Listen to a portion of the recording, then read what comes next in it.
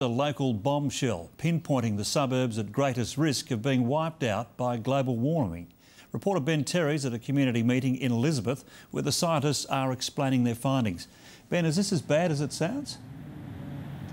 Well, John, these are certainly long-term projections, but experts from the Climate Commission insist the risks are very real.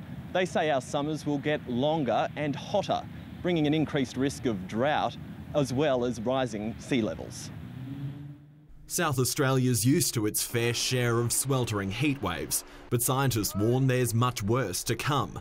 They've released new predictions for the next 60 years, showing the number of uncomfortably hot days in Adelaide will rise from 17 a year to as many as 36. That's over a month of very warm, very hot weather.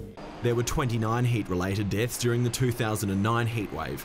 Experts say that could double in just a decade. But the bigger concern is rising sea levels. Oceans are tipped to rise 80 centimetres by early next century.